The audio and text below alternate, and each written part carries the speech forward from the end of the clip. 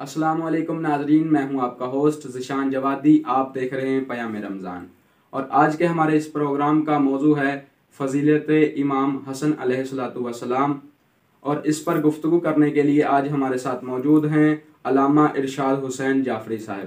السلام علیکم قبلہ۔ وعلیکم السلام ورحمۃ اللہ وبرکاتہ۔ قبلہ، آپ کا بہت شکریہ کہ آپ نے اپنے قیمتی وقت سے ہمیں ٹائم دیا اور ہماری گزارش پر حاضر ہوئے۔ ماشاءاللہ۔ قبلہ، آج کا ہمارا جو سوال ہے اس پروگرام کا وہ یہ ہے کہ آج چونکہ امام حسن علیہ السلام کی ولادت باسعادت کے مناسبت سے اس پروگرام کا انعقاد کیا گیا ہے، تو ہمارے اوپر شیعوں کے اوپر ایک اعتراض ہوتا ہے کہ شیعہ جو ہیں وہ امامت کے قائل ہیں، عقیدہ امامت کے قائل ہیں، اور کیونکہ جو عقیدہ امامت ہے اس کا تو نہ قرآن میں ذکر ہے اور نہ ہی حدیث میں ذکر ہے، تو آپ اس بارے میں کیا ارشاد فرمائیں؟ اعوذ باللہ من الشیطان اللعین الرجیم، بسم اللہ الرحمن الرحیم، الحمد للہ رب العالمین، والصلاة والسلام علی اشرف الانبیاء والمرسلین، ابی القاسم محمد و اہل بیتہ الطیبین الطاہرین المعصومین، اما بعد فقد قال اللہ فی کلامہ المجید، یوم ندعو کل اناس بامامہم۔ آج کے اس پرسعید اور بابرکت لمحے اور مناسبت، یعنی شجرۃ السخا، معدن الصفا، کلمۃ التقوی، عروۃ الوثقی، سبیل الہدی، اشبہ الخلق بالمصطفیٰ، ثمرۃ قلب زہرا، قرۃ عین المرتضیٰ، امام حسن مجتبیٰ علیہ السلام کی ولادت باسعادت کی مناسبت سے تمام اہل ایمان، ناظرین اور سامعین، بالخصوص امام زمان علیہ السلام کی بارگاہ اقدس میں ہدیہ تبریک عرض کرتا ہوں۔ آپ نے شاہ صاحب جو بات کی کہ عقیدہ امامت کے حوالے سے ہمارے اوپر اعتراض ہوتا ہے کہ شیعہ رسالت کے بعد عقیدہ امامت کے قائل ہیں، جی، حالانکہ امامت کا ذکر نہ قرآن میں ہے نہ حدیث میں ہے۔ جی، تو اس لیے میں نے سرنامہ میں قرآن کریم کی اس آیہ مجیدہ کو قرار دیا، ماشاءاللہ، تاکہ ابتدا سے ہی پتہ چل جائے کہ امامت کا ذکر قرآن میں ہے۔ ماشاءاللہ، یوم ندعو کل اناس بامامہم، جی، کہ قیامت کے دن ہر شخص کو اس کے امام اور اس کے پیشوا کے ساتھ اٹھایا جائے گا، بلایا جائے گا۔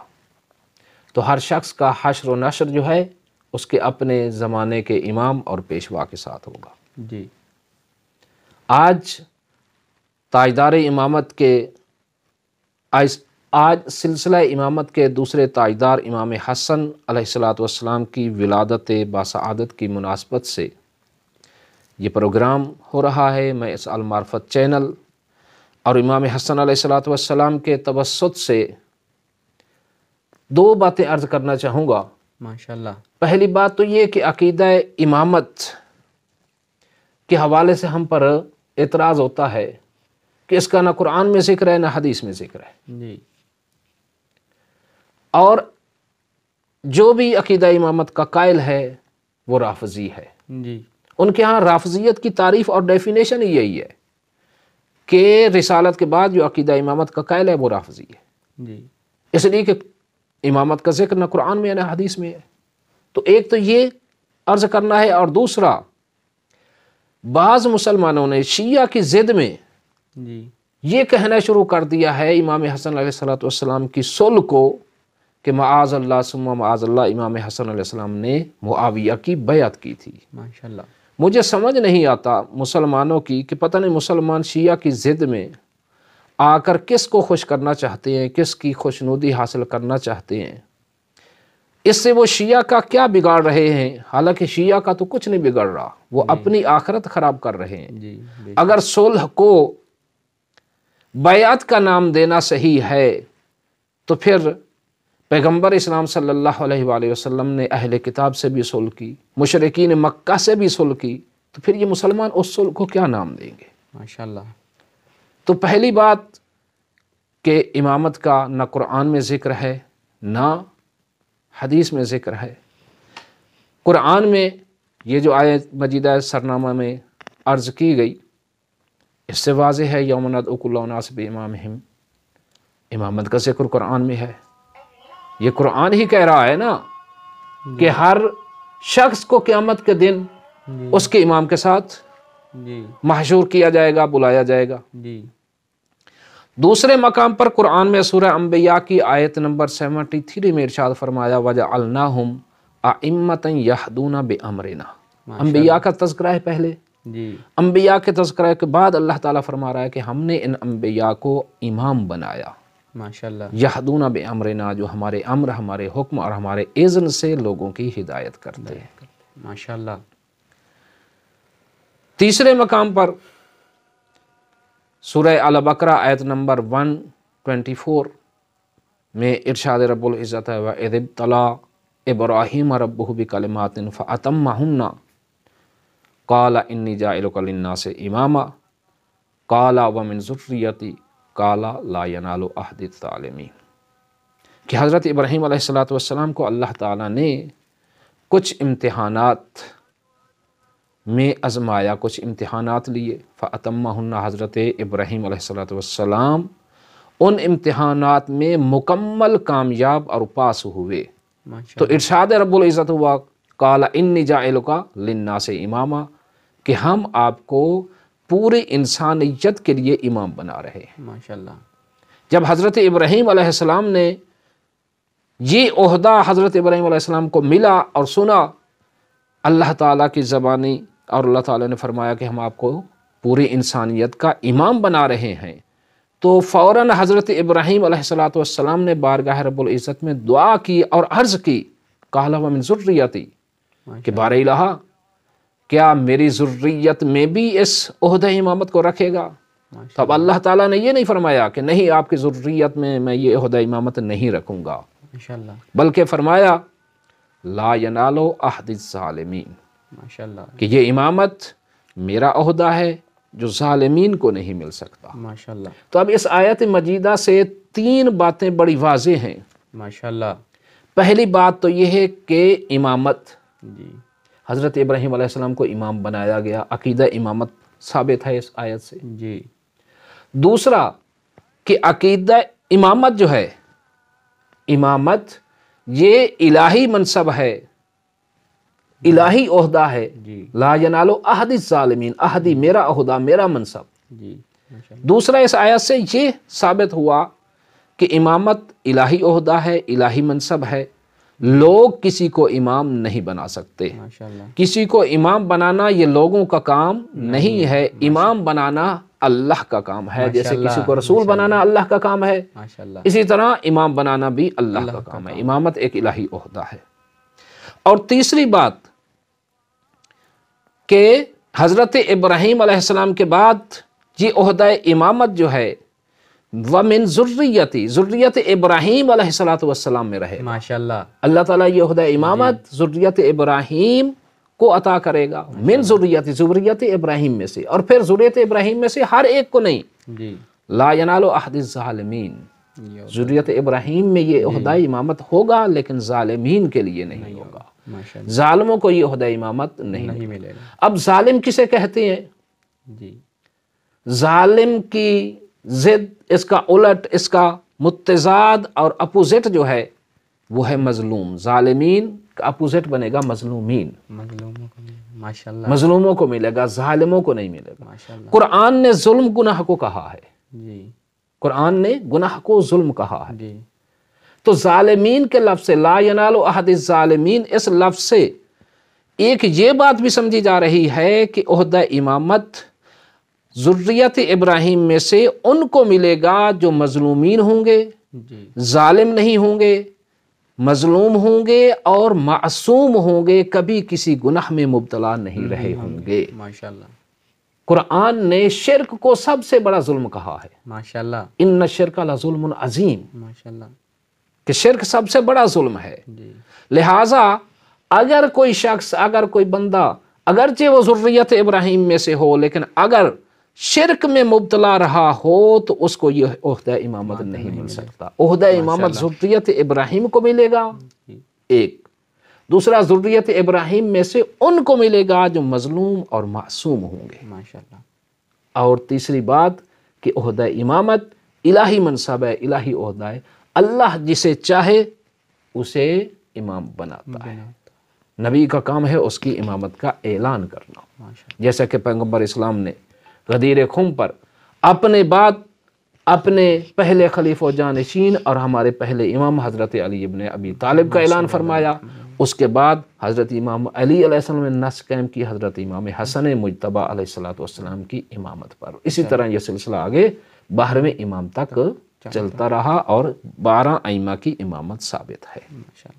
تو یہ قرآن میں بھی ذکر ہے، اور حدیث پیغمبر کے جہاں تک بات ہے، حدیث پیغمبر میں اور پیغمبر کی زبان مبارک پر، زبان ترجمان وحی پر اگر امام کا لفظ آیا ہے تو یا علی کے لیے آیا ہے یا علی کے بیٹوں کے لیے آیا ہے۔ ماشاءاللہ، امام المتقین کا لفظ، ماشاءاللہ، امیر المؤمنین علی ابن ابی طالب علیہ السلام کے لیے آیا ہے، یا پھر علی کے بیٹوں کے لیے پیغمبر اسلام نے فرمایا ہے کہ ہازان ابنایا امامان کاما او قعدا، ماشاءاللہ، کہ یہ دونوں میرے بیٹے ہیں، امام حسن اور امام حسین، یہ دونوں میرے بیٹے ہیں جی، اور یہ دونوں امام ہیں، چاہے حالت جنگ میں ہوں یا حالت صلح میں ہوں، ماشاءاللہ، یہ میرے بیٹے امام ہیں۔ تو حدیث میں بھی امام کا ذکر ہے، جی، قرآن میں بھی امام کا ذکر ہے، قرآن میں امامت کا ذکر بھی انہی کے لیے ہے، ماشاءاللہ، آل نبی کے لیے، ذریت ابراہیم کے لیے، حدیث پیغمبر میں بھی انہی کی امامت کا ذکر ہوا ہے، اور کسی کے لیے پیغمبر اسلام نے امام کا لفظ استعمال نہیں کیا۔ تو اب دوسری بات کہ بعض مسلمانوں نے شیعوں کی ضد میں یہ کہنا شروع کر دیا، امام حسن علیہ السلام کی صلح کو بیعت کہنا شروع کر دیا۔ ماشاءاللہ، تو میں ان سے کہوں گا معاذ اللہ، اگر یہ صلح بیعت ہے جی، تو پھر پیغمبر اسلام صلی اللہ علیہ وآلہ وسلم کی صلح کو کیا نام دیں؟ ماشاءاللہ، بیعت الگ چیز ہے، صلح الگ چیز ہے، بیعت اور صلح میں زمین و آسمان کا فرق ہے۔ جی، مسلمان صلح جو ہے مسلمان سے بھی کر سکتا ہے، کافر سے بھی کر سکتا ہے، ایسے بھی کر سکتے، لیکن مسلمان کسی غیر مسلم کی بیعت کبھی نہیں کر سکتا۔ جی، ماشاءاللہ، بیعت اور چیز ہے، صلح اور چیز، اور چیز ہے۔ اور پھر دیکھیں پیغمبر اسلام نے فرمایا امامان، جی، میرے یہ دونوں بیٹے امام ہیں۔ امام کس کو کہتے ہیں؟ پیشوا کو، جی، متبوع کو، آگے چلنے والے کو، راہبر کو، رہنما کو۔ راہبر اور رہنما اور پیشوا وہ ہوتا ہے جو آگے چلے، رہنمائی کرے، پیشوائی کرے۔ ماشاءاللہ، اور بیعت کون کرتا ہے؟ جو کسی کی پیشوائی میں ہو، جی، جو کسی کی رہبری میں ہو، جی، بیعت وہ کرتا ہے۔ بیعت کا مطلب ہی یہی ہے جی، کہ میں نے آپ کی بیعت کر لی، یعنی آپ کے رہبری میں آ گیا، جی، جو آپ حکم صادر فرمائیں گے اسی کے مطابق میں زندگی گزاروں گا۔ بیعت کا مطلب ہی یہی ہے، صحیح ہے؟ جی، تو امام حسن علیہ السلام کو جب پیغمبر اسلام صلی اللہ علیہ وآلہ وسلم نے امام کہہ دیا ہے تو اب امام حسن علیہ السلام دنیا میں بھی امام ہے، آخرت میں بھی امام ہے۔ نہ دنیا میں کسی کی رعیت اور رہبری میں آ سکتے ہیں، نہ آخرت میں کسی کی رعیت اور رہبری میں آ سکتے ہیں۔ وہ دنیا میں بھی امام ہے، آخرت میں بھی امام ہے۔ اور پھر یہ جو مسلمان جس سے بھی پوچھ لو، جی آپ یہ ماہ رمضان المبارک کا مہینہ ہے، جی، یہ روزے کیوں رکھ رہے ہیں؟ اس لیے کہ جنت چاہیے، ماشاءاللہ، جنت میں جانا چاہتا ہوں۔ نمازیں کیوں پڑھ رہے ہو؟ جنت میں جانا چاہتا ہوں۔ حجیں کیوں کر رہے ہو؟ زکاتیں کیوں دے رہے ہو؟ یہ اتنے صدقات اور خیرات کیوں کر رہے ہو؟ ماشاءاللہ، جنت چاہیے، جنت میں جانا چاہتے ہیں۔ بھئی جنت ملے گی، نمازیں پڑھ لینے سے جنت مل جائے گی، حج کرنے سے جنت مل جائے گی، روزے رکھنے سے جنت مل جائے گی؟ کہاں جی مل جائے گی؟ کیا دلیل ہے؟ کس نے کہا؟ کہا اس لیے کہ پیغمبر اسلام نے فرمایا ہے، ماشاءاللہ، اس زبان نے ہم سے وعدہ کیا ہے اور اس نے فرمایا ہے کہ جس کی زبان سے کبھی جھوٹ نہیں نکلا، جو زبان وہی ہے، اس نے ہم سے وعدہ کیا ہے کہ اگر روزے رکھو گے، نمازیں پڑھو گے، نیک اعمال کرو گے تو تمہیں جنت ملے گی۔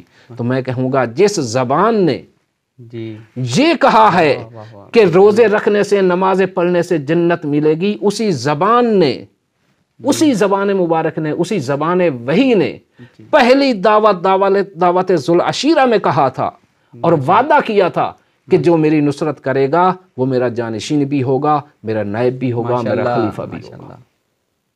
تو اگر پہلا وعدہ ہی پورا نہیں ہوا ماشاءاللہ تو پھر دوسرے وعدے کے آپ کیسے منتظر ہیں؟ ماشاءاللہ۔ اور اسی زبان وحی نے کہا ہے کہ حاذان ابنا یا امامان کاما اوقادا، امام حسن اور امام حسین یہ دونوں امام ہیں۔ اسی زبان نے کہا ہے کہ یہ معنی جس زبان کے اوپر اعتبار کر کے آپ جنت کے لیے یہ اعمال کر رہے اور کہہ رہے ہیں کہ جنت ملے گی، اسی زبان نے یہ بھی کہا ہے کہ حسن امام ہے۔ تو جب حسن امام ہے تو جو ان کی امامت سے خارج ہے، جو ان کو امام نہیں مان رہا، وہ پیغمبر اسلام کی کسی قول کو بھی نہیں مان رہا عملاً، وہ پھر پیغمبر اسلام کی کسی قول کو بھی نہیں مان رہا، گویا کہ نہیں مان رہا۔ اور پھر اسی پیغمبر اسلام نے فرمایا کہ الحسن والحسین سیدہ شباب اہل الجنہ، امام حسن اور امام حسین جوانان جنت کے سردار ہیں۔ لہذا جب امام حسن اور امام حسین جوانان جنت کے سردار ہیں تو اب جنت میں جو بھی جائے گا وہ امام حسن اور امام حسین کی غلامی میں جائے گا، جو بھی جنت میں جائے گا امام حسن اور امام حسین کا غلام بن کر کے تو جا سکتا ہے، لیکن امام حسن اور امام حسین سے لڑائی کر کے جنت میں کوئی نہیں جا سکتا۔ ماشاءاللہ قبلہ صاحب، ہمارے اوپر جو اعتراض ہوتا تھا اور ہوتا ہے کہ شیعہ جو ہیں وہ عقیدہ امامت کے قائل ہیں، اور عقیدہ امامت کا نہ تو قرآن میں ذکر ہے اور نہ حدیث میں ذکر ہے۔ اس کا بڑا ہی مدلل جواب دیتے ہوئے اللہ ان کی عمر میں اضافہ فرمائے۔ قبلہ اور آپ کا بہت شکریہ، اور ہم آپ کے انتہائی مشکور ہیں کہ آپ نے اپنے قیمتی وقت سے ہمیں ٹائم دیا اور ہماری گزارش پر حاضر ہوئے۔ جزاک اللہ۔ اور اسی کے ساتھ آج کے ہمارے اس پروگرام کا وقت ختم ہوا۔ والسلام، اللہ نگہبان۔